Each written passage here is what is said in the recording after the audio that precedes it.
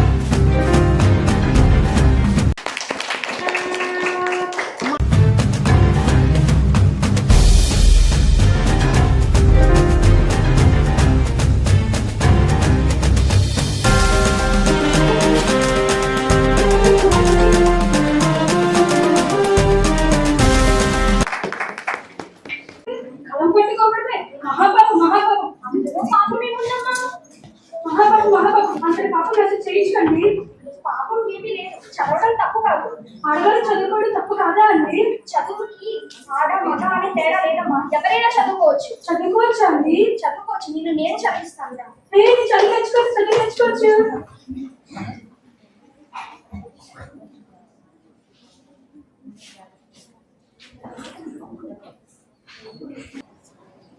పిల్లలు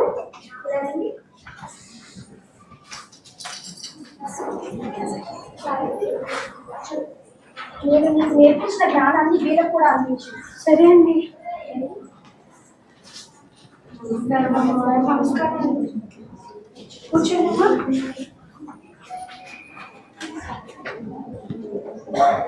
ఓం భూర్భువః స్వః. ఓం భూర్భువః స్వః. తత్సవితుర్వరేణ్యం భర్గో దేవస్య ధీమహి ధియో యో న ప్రచోదయాత్. అమ్మో అమ్మో అమ్మో, ఏం జరుగుతుందంటరా? ఏం జరుగుతుందంటావేంట్రా రంగారావు? వీళ్ళు మన సమాజాన్ని భ్రష్టు పట్టిస్తున్నారు. చూస్తున్నాను వదిన, చూస్తున్నాను. మన ఇంట్లో వంట ఎలాంటివన్నీ ఉన్నాయా?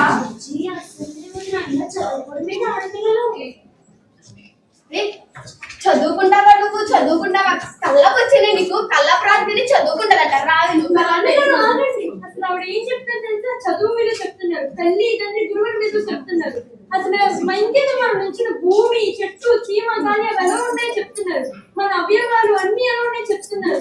మాకు ఇంకేదో తెలుసుకోవాలి నాన్నగారు. కావాలి నీకు చదువా? ఏ మంట పెంట వచ్చా నీకు ఇంట్లోని? ఏవి నువ్వు చదువుకుంటావా? నువ్వు నోరు మూసుకొని. అంతేకాదు నాన్నగారు, మాకు తెలియని ఎన్నో ప్రశ్నలకు మాకు ఇక్కడే సమాధానం. ఇంకో మాట మాట్లాడమంటే కొట్టేస్తాను నిన్ను. ఏమనుకుంటున్నావు? ఎందుకే నీకు చదువు? వీళ్ళకి ప్రశ్నలంట, సమాధానాలంట, అవేమీ నీకు అవసరం లేదు. వాళ్ళని ముందు ఉన్న బలంగా ఊరి నుంచి బహిష్కరిస్తే వీళ్ళకి సమాధానాలు దొరుకుతాయినా రంగారావు? పట్టండి మీరు బహిష్కరించండి. ఏం జరుగుతుంది? ఆపండి. ఏం బాధపడుతు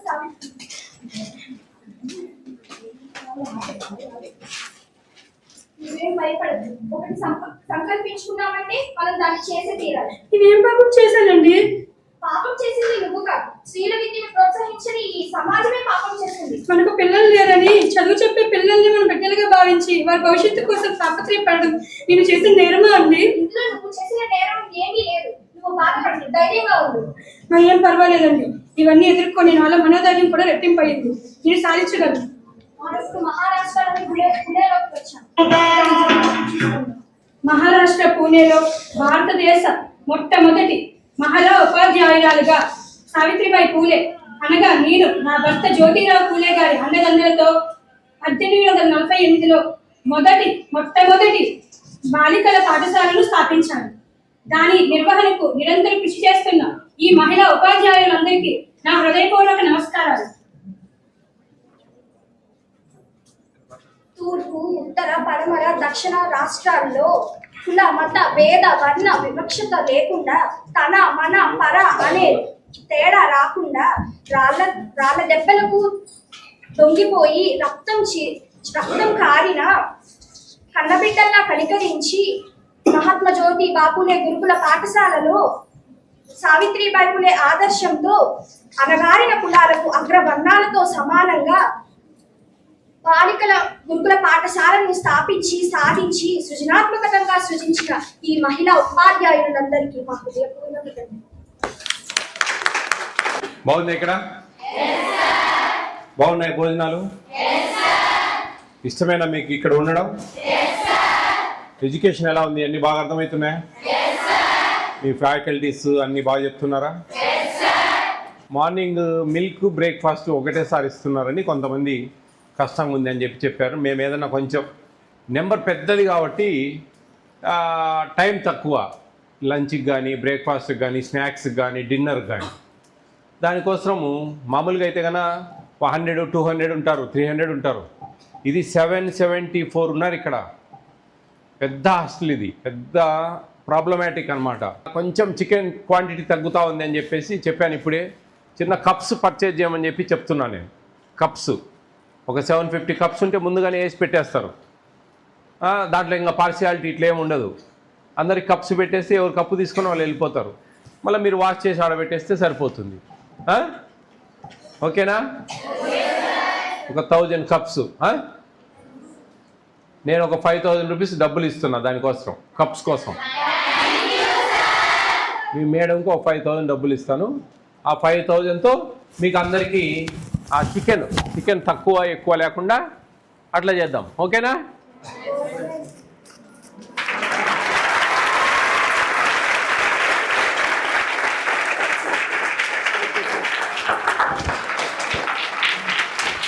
ఓకేనా? హ్యాపీనా మీకు? ఈ పార్షియాలిటీ, ఈ పంచాయతీలు, గొడవలు ఇవన్నీ ఉండవు.